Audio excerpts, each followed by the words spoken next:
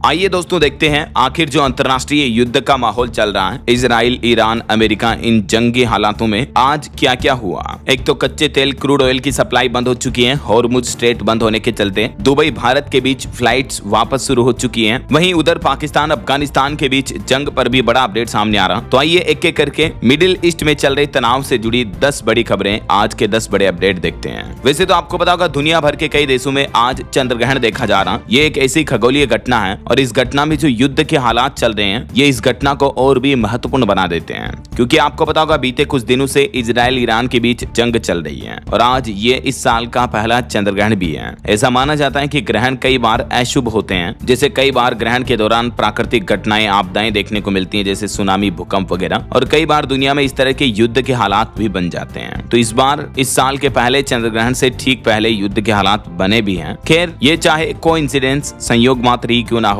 आज के latest update देखिए आप। अमेरिका ने कुवैत और सऊदी में बंद कर दिया अपने दूतावास भी, क्योंकि ईरान ने यूएस सैन्य ठिकानों पर हमला किया और ये हमला अभी भी जारी है। इस बीच आज बड़ी खबर ये आती है कि ईरान ने हॉर्मुज स्ट्रेट को बंद कर दिया है और इसे बंद करते हुए ये भी कहा कि यहाँ से गुजरने वाले जहाजों पर हम हमला करेंगे। और ईरान का ये फैसला भारत के लिए सबसे बड़ी चिंता की बात यह है, क्योंकि भारत का लगभग 50% तेल जो है ना, क्रूड ऑयल, वो इसी रास्ते से आता है, हॉर्मुज स्ट्रेट। ये क्या है हॉर्मुज स्ट्रेट? ये मानचित्र में नक्शे में समझिए आप। ये इधर ईरान का मैप है और इधर ओमान, यूएई, सऊदी अरबिया और ये दूसरी जितनी भी गल्फ कंट्रीज है ना, इनके बीच में ये एक तरह से बड़ा सी एरिया है, समुद्री एरिया, खाई की तरह है। मतलब इतना छोटा नहीं है खाई जितना, लेकिन इन सभी कंट्रीज के बीच में ये आ रहा है और इस पर ईरान का राइट्स है। ठीक है, तो ये एक तरह से पुल ब्रिज का काम करता है। जो इंटरनेशनल ट्रेड होता है, क्रूड ऑयल आता है इन सभी कंट्रीज से, इधर कहीं पर भी जाता है इन दूसरे देशों में तो, और इस एरिया को कहते हैं स्ट्रेट ऑफ हॉर्मुज। और क्योंकि ये एरिया अब ईरान के कंट्रोल में है, तो इन युद्ध के हालातों में ईरान ने फैसला कर लिया कि हम इस एरिया को बंद करेंगे। और ईरान ने इसे बंद कर दिया तो अब जाहिर सी बात है क्रूड ऑयल की सप्लाई वाले जहाज इधर से इधर नहीं आ पाएंगे, और आएंगे तो अब इन्हें और दूसरा रूट अपना करके आना पड़ेगा, बहुत ज्यादा घूम खा के आना पड़ेगा। तो ट्रांसपोर्टेशन एक्सपेंसेस काफी ज्यादा बढ़ जाएंगे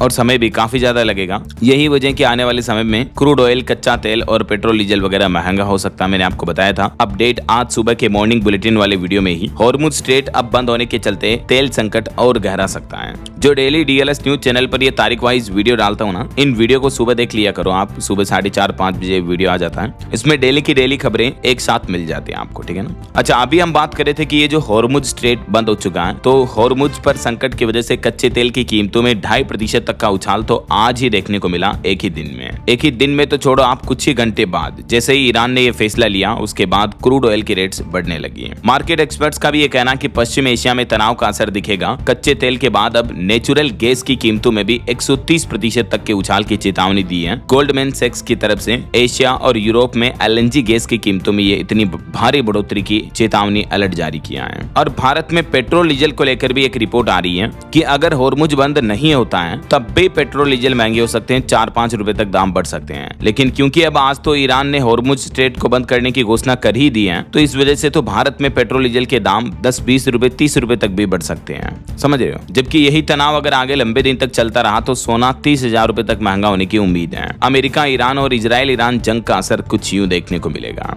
और अभी तो अमेरिकी राष्ट्रपति डोनाल्ड ट्रंप का तो ये कहना कि ईरान से 4-5 सप्ताह तक जंग चल सकती है। ट्रंप बोले कि अभी तो हमने पूरी ताकत से हमला ही नहीं किया, हमारे पास दुनिया की सबसे बड़ी सेना है। मतलब देखिए यार, ईरान के इतने बड़े बड़े सुप्रीम लीडर्स को मारने के बावजूद ट्रंप बोल रहे हैं कि अभी तो हमने हमला किया ही कहा है, जैसे ये तो सिर्फ ट्रेलर था, पिक्चर पूरी अभी बाकी है। खैर, दुनिया भर में चल रहे इन जंगी हालातों के बीच प्रधानमंत्री नरेंद्र मोदी ने बीते दिन सऊदी अरब के क्राउन प्रिंस और बहरीन के राजा से भी फोन पर बातचीत की। पीएम मोदी ने यूएई के राष्ट्रपति से कहा कि मुश्किल समय में भारत आपके साथ खड़ा है, और दुबई, अबू धाबी, यहाँ भारतीय लोगों की सुरक्षा के लिए उन्होंने यूएई के राष्ट्रपति अल नायहान से फोन पर बातचीत की और उनका धन्यवाद भी अदा किया। हालांकि इस बीच आज एक राहत भरी खबर आती है। पश्चिम एशिया में चल रहे तनाव के बीच खाड़ी देशों के लिए फंसे भारतीय लोगों के लिए राहत की खबर आई है, क्योंकि दुबई, अबू धाबी और जेदा से उड़ानें फिर से शुरू हो चुकी हैं। देखिए, आखिरकार भारतीय परिवारों को भी राहत की सांस मिली। इजराइल ईरान जंग के बीच दिल्ली से 80 इंटरनेशनल उड़ानें कैंसिल रही थी बीते दिन भी, लेकिन आज एयर एयर इंडिया फ्लाइट से 149 यात्री दुबई से दिल्ली लौटे हैं। और इन यात्रियों के चेहरे पर यह खुशी देखकर आप समझ सकते हैं कि भारत हमारे देश की सरजमी में आकर इनको कितना महफूज महसूस हो रहा होगा, क्योंकि यूएई में भी दुबई, अबू धाबी कई जगहों पर ईरान के हमले देखने को मिले। ये सैटेलाइट की पहले की और बाद की तस्वीरें भी आप देख सकते हैं। और इस बीच ईरान की सरकारी मीडिया ने मिसाइल लॉन्च का एक नया फुटेज भी जारी किया है। और वहीं खबर देखिए, अमेरिका ने ओमान की खाड़ी में भी एक ईरानी जहाज उड़ा दिया। ईरानी न्यूक्लियर साइट को भी नुकसान पहुंचा, इसके कुछ फुटेज भी सामने आ रहे हैं। वहीं ये तस्वीर देखिए, इजराइल ने ईरान के 500 साल पुराने गोलिस्तान पैलेस पर भी हमला कर दिया। ये 500 साल पुराना ईरान में एक महल था।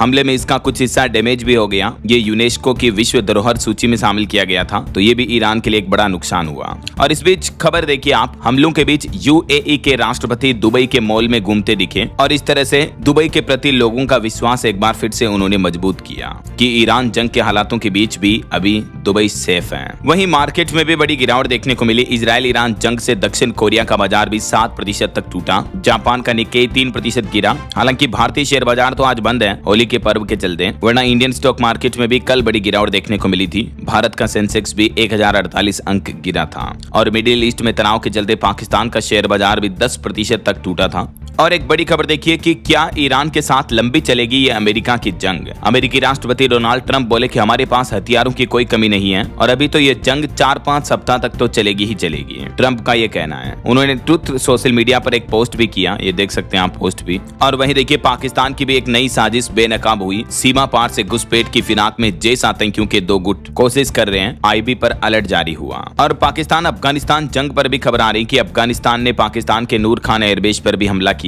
इधर पाकिस्तान ने दावा किया कि हमने 400 अफगान लड़ाकों को मार गिराया, तो वहीं अफगानिस्तान ने भी दावा किया कि हमने 25 से ज्यादा पाकिस्तान की चौकियों पर कब्जा कर लिया है। 100 से ज्यादा पाकिस्तानी सैनिकों को भी ढेर करने का दावा कर रहा अफगानिस्तान। तो ये भारत के पड़ोसी देशों में भी जंग चल रही है। और वहीं दोस्तों, ईरान के जो सुप्रीम लीडर खामेनेई की मौत हुई, उस पर एक चौंकाने वाली खबर ये आ रही कि उनकी हत्या करने के लिए बरसों पुरानी योजना बनाई गई और उसको अंजाम दिया गया। ऐसा नहीं कि 1-2 दिन में ही हमला कर दिया। अमेरिका और इजराइल दोनों देशों ने मिलकर सटीक खुफिया साझेदारी करके ईरान के सर्वोच्च नेता अयतुल्लाह अली खामेनेई और भी ईरान के अन्य कई शीर्ष अधिकारियों को मार गिराने में सफलता हासिल की है। क्योंकि ईरान की एक खुफिया एजेंसी है, इंटेलिजेंस एजेंसी मोसाद, उसके बारे में तो आपने सुना ही होगा। तो मोसाद ने हाईटेक इंटेलिजेंस अपनाया खामेनेई को मारने के लिए। आखिर खामेनेई पर कैसे हमला हुआ देखिए आप। इजराइल ने कई साल तक ट्रैफिक कैमरे हैक किए ईरान की राजधानी तेहरान वगैरह के, और उन रूट के जिनसे अक्सर खामेनेई गुजरते थे, वहां के ट्रैफिक कैमरा हैक किए गए। वहां के लोकल मोबाइल नेटवर्क में भी हैकिंग की गई, सेंध डाला।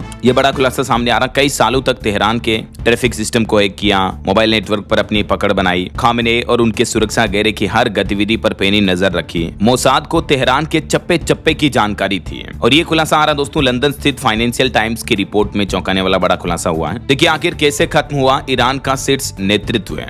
अमेरिका और इजराइल ने हमले के लिए रात के बजाय सुबह का वक्त चुना। और कुछ एक्सपर्ट्स का यह कहना कि सभी शीर्ष अधिकारियों का एक ही परिसर में, एक ही बिल्डिंग में इकट्ठा होना, ये ईरान की सबसे बड़ी चूक रही। यही वजह है कि कई अधिकारी एक साथ मारे गए। हमले में खामेनेई के अलावा पाकपुर, शमखानी समेत कई बड़े शीर्ष नेता मारे गए। क्योंकि यहाँ जो सेफ हाउस था, इस पर 30 बम इजरायली लड़ाकू विमानों ने खामेनेई के सुरक्षित परिसर पर बरसाए और उसके बाद उनकी मौत हो गई। हालांकि खामेनेई का मौत का विरोध हमारे देश में भी कई जगहों पर देखने को मिल रहा है, जम्मू, राजस्थान, भोपाल, यूपी, एमपी वगैरह में। वहीं खबर है पश्चिम एशिया में तनाव के बीच ईरान के परमाणु कार्यक्रम पर नेतन्याहू बोले कि इस परमाणु कार्यक्रम से केवल इजराइल नहीं बल्कि पूरी दुनिया के लिए खतरा है। और यूएस ईरान वॉर के ऑपरेशन एपिक फ्यूरी पर अमेरिका ने एक और बड़ा खुलासा किया। कहा कि 24 घंटे में ईरान के हजारों से ज्यादा ठिकानों पर हमने हमला किया और उन्हें तबाह कर दिया है। वहीं इधर भारत में राजनीति से विपक्षी पार्टियों का कहना है। सोनिया गांधी बोली कि खामेनेई की हत्या पर भारत की चुप्पी से हैरानी है। यह न्यूट्रल रहना नहीं है, जिम्मेदारी से पीछे हटना है। यह पीएम की ईरान पर हमले की अनदेखी है। हालांकि इन युद्ध के हालातों के बीच भारत और कनाडा के बीच कई अहम बड़े समझौते हुए हैं। मैंने आपको आज सुबह वाले बड़ी खबरों के वीडियो में बताया भी था कि भारत को यूरेनियम देगा कनाडा। पीएम मोदी और कनाडा की प्रधानमंत्री कार्नी की मुलाकात के बाद यह समझौता करार हुआ है। डिफेंस और एनर्जी सेक्टर में सहयोग करेंगे दोनों देश। तो ये कुछ आज के अंतर्राष्ट्रीय माहौल और न्यूज अपडेट्स चल रहे हैं। बिल्कुल जुड़े रहेगा आप मेरे साथ। डीएलएस न्यूज चैनल को सब्सक्राइब करके